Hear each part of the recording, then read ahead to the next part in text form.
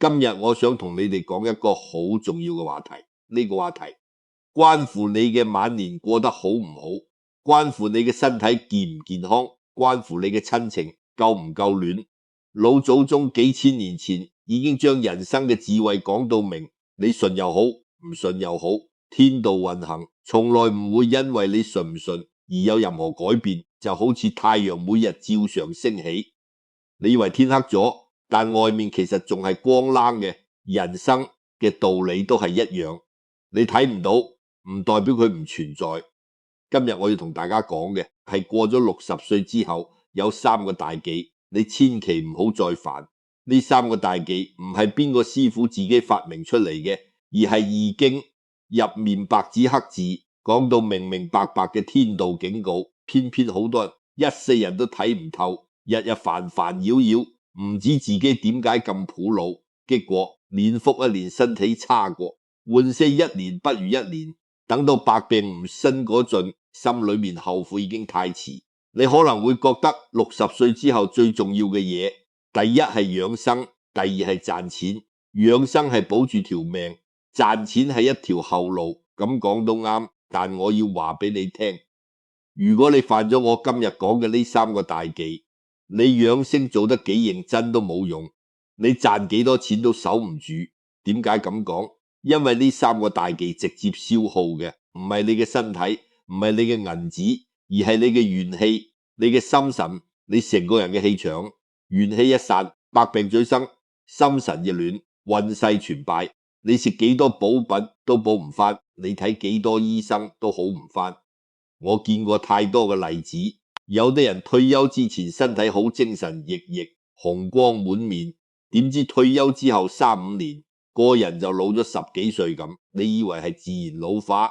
我話俾你聽，唔係，佢哋係犯咗3個大忌，將自己嘅陽氣一點一滴咁趕走，就好似一個木桶底下穿咗3個窿，上面倒幾多水落去都係徒勞無功。你要做嘅唔係不停倒水，而係先將嗰3個窿塞住好。我而家就逐個同你哋講清楚，呢3個大忌究竟係咩嘢？點解犯咗會咁嚴重？同時你要點樣去避開佢？聽得入耳嘅人晚年一定會過得通透，過得健康，過得有福氣。聽唔入耳嘅人我就冇辦法，天道只道有緣人。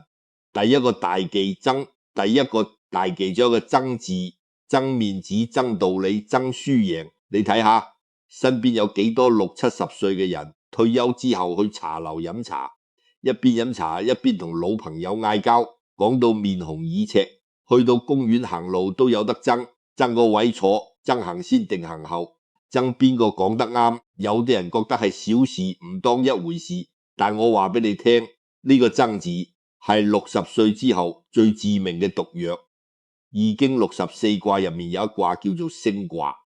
升卦係咩意思？升卦嘅卦象上面係坤卦，下面係坎卦。坤為地，坎為水天上行，水向下流，兩個方向完全相反，永遠唔會交匯。呢個卦象話俾你聽，爭嘅本質就係背道而馳。你越爭，雙方就離得越遠。你以為自己爭贏咗，其實你失去嘅遠遠多過你得到嘅。道德經入面有一句知足不辱，知止不殆，意思就係話，就算你有道理，就算你講嘅嘢係啱嘅，你都應該適可而止，中途收手，甚至退讓。如果一路爭到底，一定係輸。呢個係中華民族幾千年智慧觀察出嚟嘅天道規律。你諗下，60歲嘅人陽氣已經開始走下坡。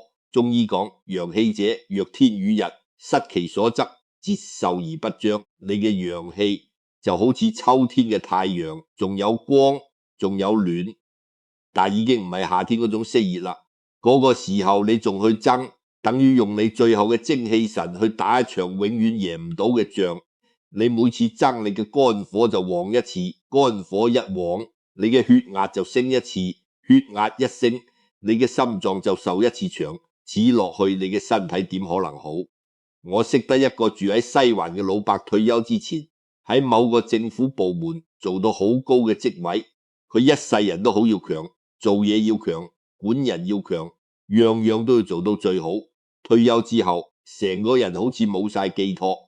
但呢個要爭嘅性格完全冇改變，去茶樓飲茶，同隔廉台爭位爭到面紅耳赤，去公園捉棋，輸咗就發脾氣話人出千，同老伴一齊日日都吵。老伴去街市買條魚，佢要話人買貴咗。老伴煮飯鹹咗少少，佢可以由開飯鬧到食完。每日食飯未坐低，大家已經想走，因為成個氣氛太差。後來佢中風，幸好唔係太嚴重，但半邊身唔靈活，講嘢都唔太清楚。醫生話佢嘅情況同長期情緒激動、血壓控制得唔好有好大關係。佢瞓喺病床上面同我講：我一世爭贏咗所有人，最後輸咗俾自己。我聽完心裏面好唔舒服，但又覺得講得啱。道家老子講過一句好出名嘅說話：夫唯不爭，故天下莫能與之爭。呢句講嘅係真正嘅強大，唔係你爭贏所有人，而係你根本唔需要去爭。你唔爭，你嘅心就會靜，你嘅心一靜，你嘅氣場就會穩。你嘅氣場一穩，你身邊嘅人自然會尊重你、親近你。嗰個就係易經講嘅厚德載物。你嘅德行夠厚，福氣自然會嚟到你身邊。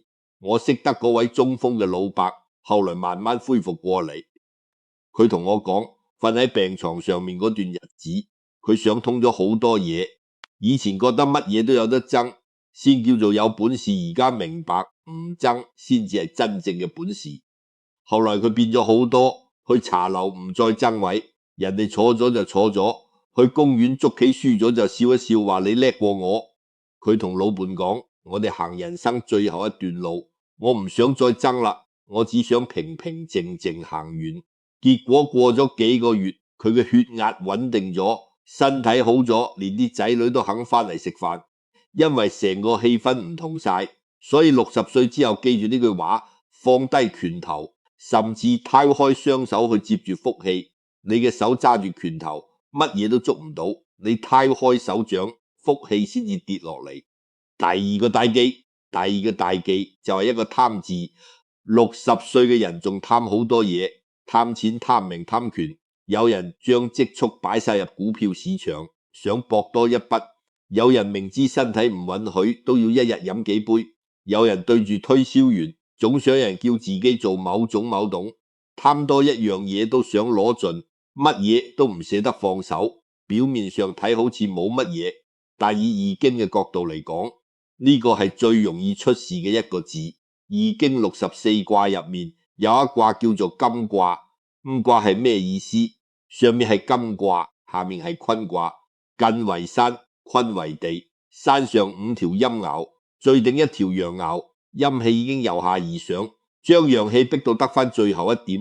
呢個卦象話俾你聽一個好重要嘅道理：當你嘅陽氣已經去到衰退嘅階段，你仲向外不斷追求、不斷攞，就等於交出自己嘅底牌。60歲嘅人天命已經進入咗收藏嘅階段，春生夏長，秋收冬藏。你而家處於秋冬之間嘅位置，秋天要收，冬天要藏，要將你一世嘅成果好好感受，要將你嘅精氣神好好收藏，唔好再隨便散出去。你仲向外追求，就等於冬天打開晒所有窗，將屋入面最後嘅暖氣都放走，外面嘅寒風灌入嚟，你唔病就怪。我識得一個住喺觀塘嘅退休教師，姓李，李老師一世人教書，人品好好，學生都好尊敬佢。退休嗰陣手頭有100幾萬，唔算多，但夠用有餘。按道理應該安安穩穩過日子，但退休之後唔知聽邊個講話，啲錢擺喺銀行得個少少息，不如攞出嚟投資。一開始買少少基金，後來越買越多，越買越氹。有個學生介紹佢買咗一堆高息理財產品，話保證每年有10幾個巴仙回報。佢一聽眼都紅埋，將大半積蓄都擺咗入去，結果嗰間公司周轉唔到，大部分錢凍結咗。李老師嘅老伴知道之後，氣到幾個禮拜冇同佢講嘢。佢自己日日食飯唔安，瞓覺唔着，對住四面牆，好似對住2個含住眼淚嘅人。我探佢嗰陣，心裏面好唔忍心。我話李老師，你教人嘅時候講知足常樂，你教學生要知足，點解到咗自己身上就唔記得呢？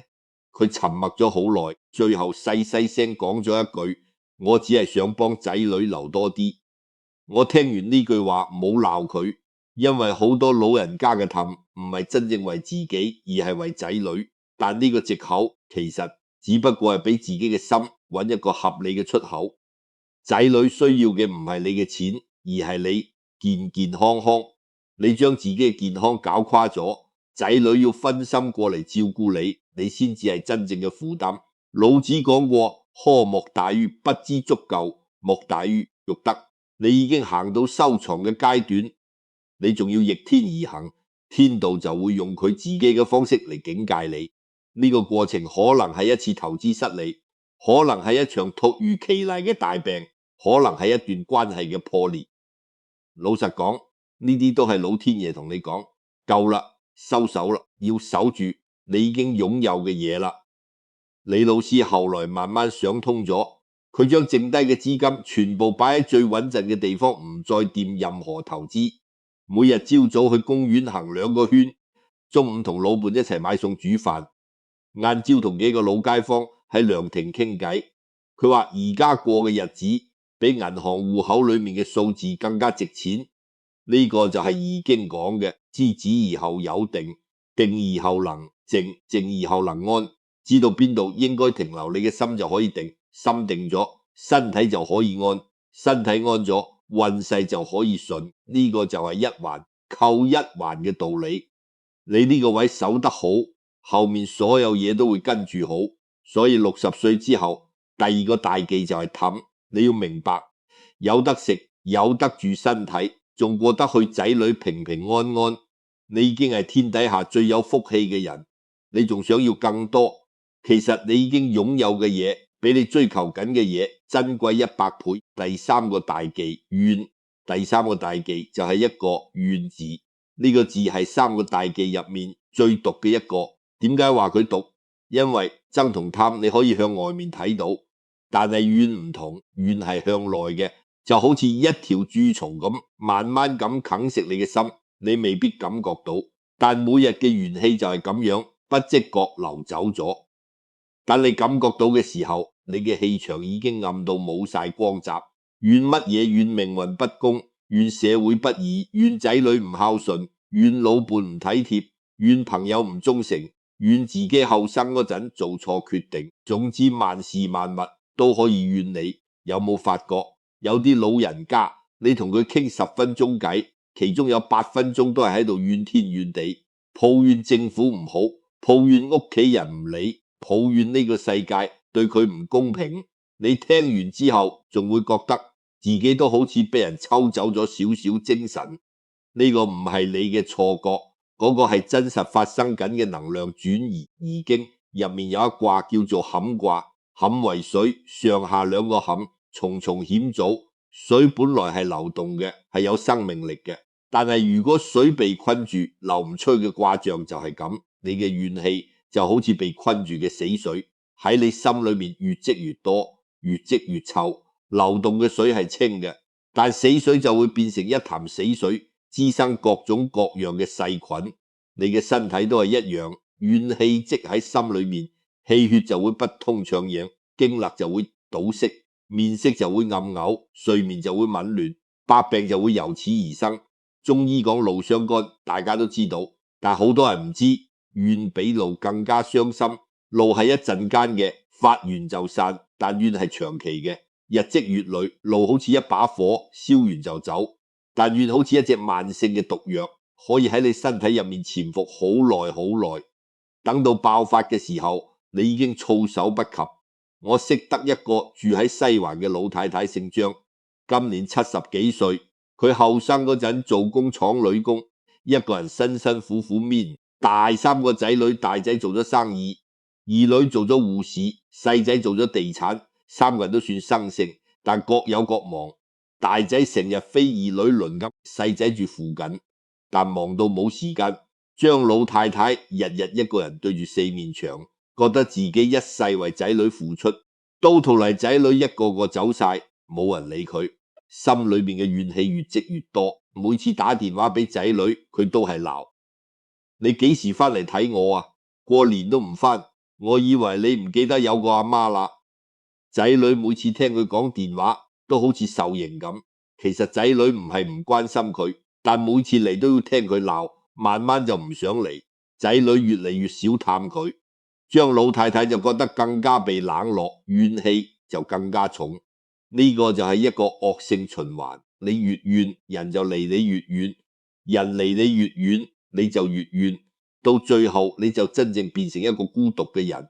後來佢身體出咗好大問題，先係胃痛，然後血壓徘徊喺高位，再然後失眠，成晚瞓唔着，最後連甲狀腺都出咗事。醫生同佢講，你嘅病有一個係心病，你嘅心唔打開，食幾多藥都冇用。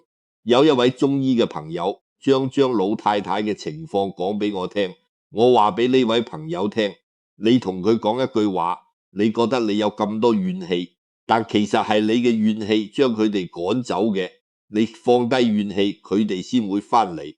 呢句話好似好殘忍，但有時候真話就係咁。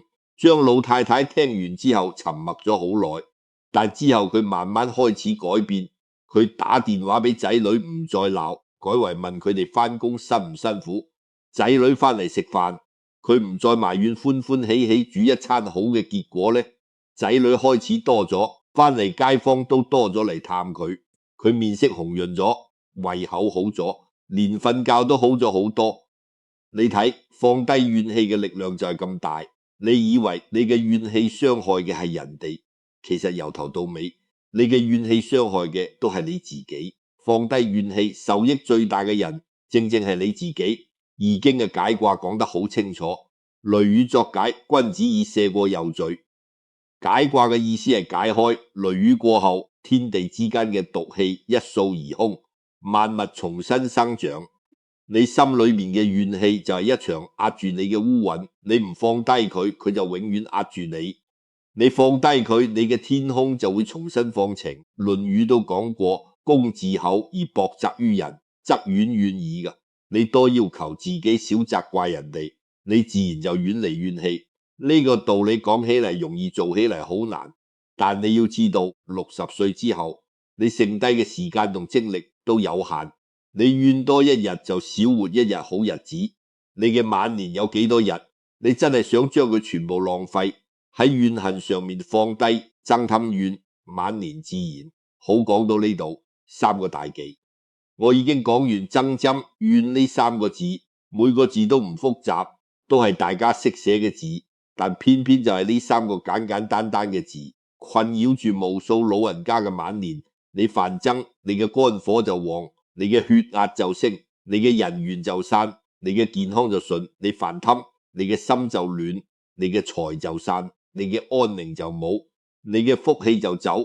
你翻怨，你嘅氣就倒，你嘅血就滯，你嘅親情就鈍，你嘅快樂就冇。3個大忌，任何一個都可以將你嘅晚年天地搞到天翻地覆。但反過嚟講，如果你可以做到唔爭唔貪唔怨，你嘅晚年就一定會越嚟越好。你嘅心會靜，你會知足常樂，你會平安喜樂。易經講嘅元亨利貪就係呢種狀態。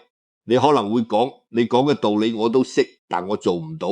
我話俾你聽，做唔到嘅原因只有一個，就係你從未真正痛過。等你真正因為爭而病過一場，因為氹而輸過一次，因為怨而失去過一段關係，你就自然會捨得放手。但我希望你唔需要等到嗰一日。我希望你聽完今日呢番說話之後，可以提早覺醒，趁自己身體仲可以嘅時候，將呢3個大忌統統戒掉。最後我想講多一樣嘢，好多人聽完呢啲道理之後，第一個反應係愧疚，覺得自己一世人都爭過、吞過、怨過，然後問會唔會太遲？我話俾你聽，永遠都唔會太遲。今日唔會，聽日唔會，只要你仲有一口氣，只要你願意翻轉頭，只要你走得唔太遠，你隨時都可以重新開始。天道從來都唔會放棄任何一個願意改變嘅人。